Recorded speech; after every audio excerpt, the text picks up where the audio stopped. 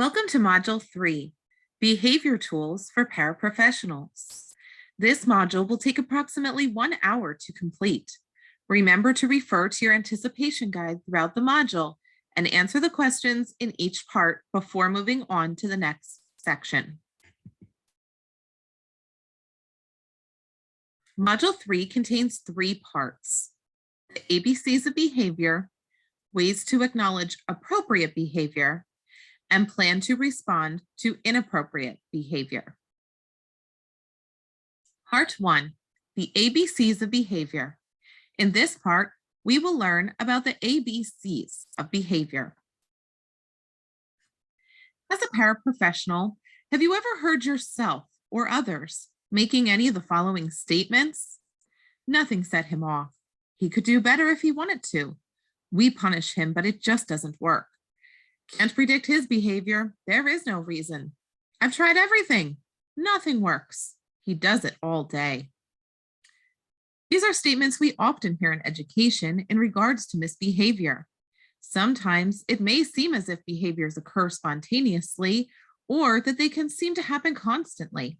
However, what we know from research and from good behavior management is that there is always a root cause for misbehavior, and it is often very specific in terms of when and why it is occurring. A key to managing behavior is to learn why students misbehave. We will explore this further throughout Module 3. We are going to watch a brief video that introduces the ABCs of behavior.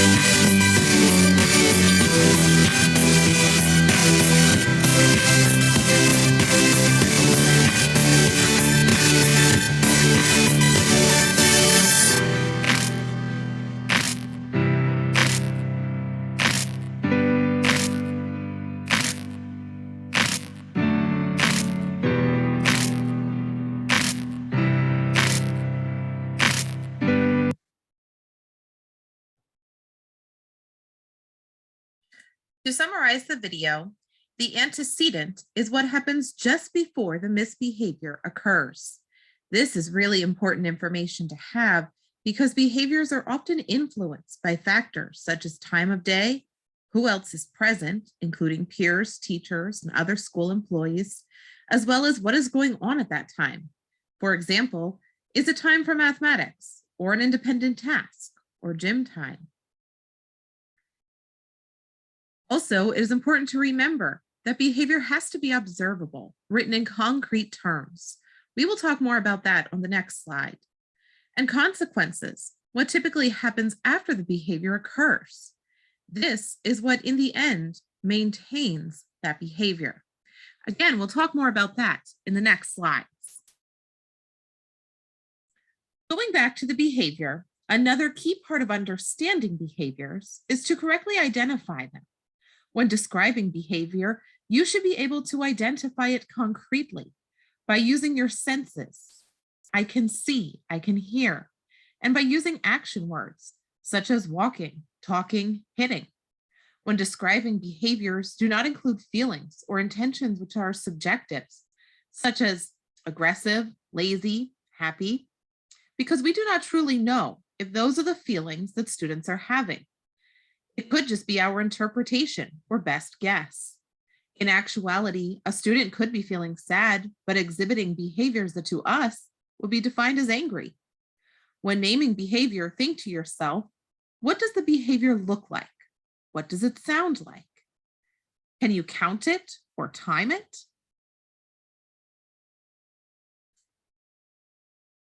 The other key we have to keep in mind when identifying behaviors is to measure the behavior. In addition to accurately naming the behavior, we also need to accurately measure how long and how often the behavior happens. When identifying behavior, we must be able to count the occurrences and the duration. For example, if a student is running in the hallway, we can identify the behavior by saying, Bob is running in the hallway after lunch on Wednesdays. He runs from the cafeteria to the gym instead of walking with his class back to the classroom. This properly identifies a behavior, which is running, and also tells us where and when the behavior is happening. It also tells us how often, weekly, on weekdays. The antecedents to the behavior, remember, that's what happens right before the behavior starts, is that lunch period has just ended and Bob and his classmates are walking in a line as they leave the cafeteria. We can also note that Bob does not have any misbehaviors during lunch period any day of the week. When thinking about a student's misbehavior, it is very important to consider the consequences of the behavior. In order to better understand why a student is misbehaving, we have to decide if our reaction to the misbehavior is increasing or decreasing the chances of the behavior happening again. We talk about consequences two ways. First, reinforcement, which means we are giving a consequence that results in increasing or maintaining the future rate of that behavior. The opposite is punishment, which is a consequence that results in the behavior decreasing in the future. Now let's go back to our example of Bob, who was running to the gym after lunch on Wednesdays. After looking at Wednesday's classroom schedule, it was determined that Bob has music right after lunch every Wednesday. From talking to teachers and paraprofessionals in the classroom, we understand now that Bob does not like music class. Often in music class, they are given small instruments to play along with the music, and Bob does not do well with all of that noise. When Bob runs away to the gym after lunch on Wednesdays, a behavior interventionist often takes him for a walk around the school, and he ends up missing all but the last 5 minutes of music class. Although Bob is receiving a consequence for running, which is being away from his classroom and not going to music, this consequence is actually increasing or reinforcing the likelihood of his misbehavior continuing. He will continue to run to the gym on Wednesdays because he does not want to go to music. And when he runs to the gym, it results in him being taken for a walk and avoiding music class.